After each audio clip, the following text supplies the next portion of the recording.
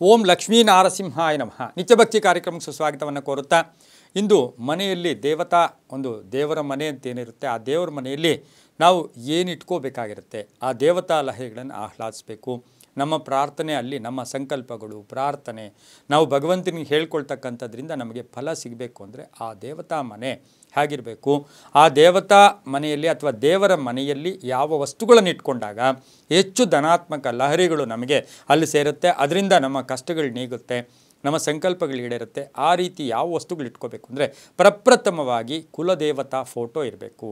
ಮನೆ ದೇವರು ಇರ್ಬೋದು, ಕುಲದೇವರು ಇರ್ಬೋದು, ಇಷ್ಟ ದೇವರು. ಸಾಮಾನ್ಯವಾಗಿ ಹೆಚ್ಚು ಪ್ರಾಶಸ್ತ್ಯ ಕೊಡ್ತಕ್ಕಂಥದ್ದೇ ಕುಲದೇವರು. ನಮ್ಮ ಕುಲದೇವರು, ನಮ್ಮ ಮನೆ ದೇವರು. ಈ ಮನೆಗೆ ಒಂದು ದೇವರಿದೆ, ಆ ದೇವರನ್ನು ಫೋಟೋ ಇಟ್ಕೊಂಡಿದ್ದೆ ಆದರೆ ತುಂಬಾ ಒಳ್ಳೆಯದಾಗುತ್ತೆ. ಅದರ ಜೊತೆಗೆ ಕಲಶ ಸ್ಥಾಪನೆ ಮಾಡ್ಕೊಳ್ಳೋದು ಯಥಾವಿಧಿಯಾಗಿ. ಕಲಶ ಹೇಗಿರಬೇಕು, ಕಲಶದಲ್ಲಿ ಏನು ಹಾಕ್ಕೋಬೇಕು, ಇವೆಲ್ಲವೂ ಕೂಡ ನಾವೀಗಾಗಲೇ ಸಾಕಷ್ಟು ಬಾರಿ ತಿಳ್ಕೊಂಡಿದ್ದೀವಿ. ಕಲಶ ಸ್ಥಾಪನೆ ಮಾಡ್ಕೊಳ್ಳೋದು, ಕುಲದೇವರ ಫೋಟೋ ಇಟ್ಕೊಳ್ಳೋದು, ಅಲ್ಲಿ ಒಂದಷ್ಟು ತುಂಬ ಅತಿಯಾದ ವಿಗ್ರಹಗಳು ಕೂಡ ದೇವರ ಮನೆಯಲ್ಲಿ ಇರಬಾರ್ದು. ಎರಡೆರಡು ವಿಗ್ರಹ ಇರಬಾರ್ದು. ಒಂದು ಶಿವನ ಲಿಂಗ ಇರುತ್ತೆ, ಮತ್ತೊಂದು ಶಿವನ ಲಿಂಗ. ಆ ರೀತಿ ಎರಡೆರಡು ಫೋಟೋ ಇರಬಾರ್ದು.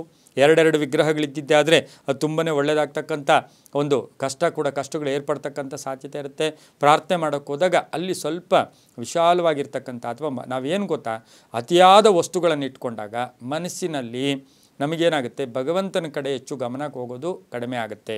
ಒಂದು ಮಾನಸಿಕ ಪೂಜೆ, ಒಂದು ಬಾಹ್ಯ ಪೂಜೆ. ಇಲ್ಲಿ ದೇವತಾ ಮನೆಯಲ್ಲಿ ಮಾನಸಿಕ ಮತ್ತು ಬಾಹ್ಯ ಎರಡನ್ನೂ ಸೇರಿಸಿ ಪೂಜೆ ಮಾಡಬೇಕು. ಹಾಗೆ ಬಾಹ್ಯ ಪೂಜೆ ಅಂದರೆ ವಸ್ತುಗಳಿರುತ್ತೆ, ಮಾನಸಿಕ ಪೂಜೆ ಅಂದರೆ ನಮ್ಮಲ್ಲಿ ನಾವೇ ತಲ್ಲೀನತೆಯನ್ನು ಆ ವಸ್ತುಗಳ ಮುಖೇನ ಪಡ್ಕೊಂಡಿದ್ದೆ ಆದರೆ ಭಗವಂತನ ಕೃಪೆ ಕೂಡ ನಮಗೆ ಸಿಗ್ತಕ್ಕಂಥ ಸಾಧ್ಯತೆ ಇರುತ್ತೆ. ಅಲ್ಲಿ ಏನು ಯಾವಾಗಲೂ ಅಷ್ಟೇ ದೇವರ ಮನೆಯಲ್ಲಿ ಹೋದಾಗ ಬಹು ವಿಶೇಷವಾಗಿ ನಾವು ದೀಪಕ್ಕೆ ಹೆಚ್ಚು ಪ್ರಾಶಸ್ತ್ಯ ಕೊಡ್ತೀವಿ. ದೀಪ ಇರ್ತಕ್ಕಂಥದ್ದು, ಅದರಲ್ಲೂ ಜೋಡಿ ದೀಪ ಇರಬೇಕು, ಒಂಟಿ ದೀಪ ಹಚ್ಚಬಾರ್ದು. ಅದರಲ್ಲೂ ಸಹ ಕೆಲವರು ಒಂದು ದೀಪವನ್ನು ಉತ್ತರದ ಕಡೆ, ಒಂದು ದೀಪವನ್ನು ಪೂರ್ವಾಭಿಮುಖವಾಗಿ ಇಟ್ಕೊಂಡಿರ್ತಾರೆ. ಆ ದೇವರ ಮನೆ ಯಾವ ರೀತಿ ಇದೆ ಅಂತಕ್ಕಂಥದ್ರ ಮೇಲೆ ಇದನ್ನು ಕೂಡ ನಾವು ಅವಲಂಬನೆ ಕೂಡ ಮಾಡ್ಕೋಬೇಕಾಗಿರುತ್ತೆ. ಇನ್ನು ಮಣೆ ಒಂದು ಕೂತ್ಕೊಳ್ಳೋಕ್ಕೆ ಒಂದು ಮಣೆ ಇರಬೇಕು, ಶುದ್ಧವಾದ ನೀರು ಇಟ್ಕೊಂಡಿರಬೇಕು, ಆರತಿಯನ್ನು ಮಾಡಲೇಬೇಕು.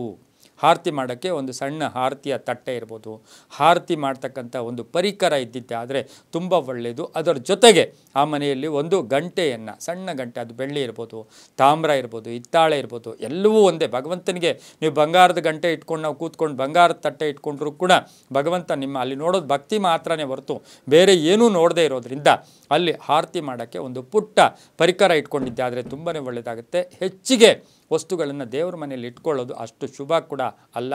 ಒಳ್ಳೆಯ ಶುದ್ಧವಾದ 2 ಹೂವು ಆಗಲಿ 3 ಹೂವು ಆಗಲಿ ಇಟ್ಕೊಂಡಿದ್ದೆ ಆದರೆ ತುಂಬ ಒಳ್ಳೆಯದು. ಯಾಕೆಂದರೆ ನಮ್ಮ ಪೂರ್ವಿಕರು ಇತಿಹಾಸದಲ್ಲಿ ಒಂದು ಮಾತು ಹೇಳ್ತಾರೆ, ಭಗವದ್ಗೀತೆಯಲ್ಲೂ ಕೂಡ ಒಂದು ವಿಶೇಷವಾದ ಮಾತ್ರ ಇದೆ.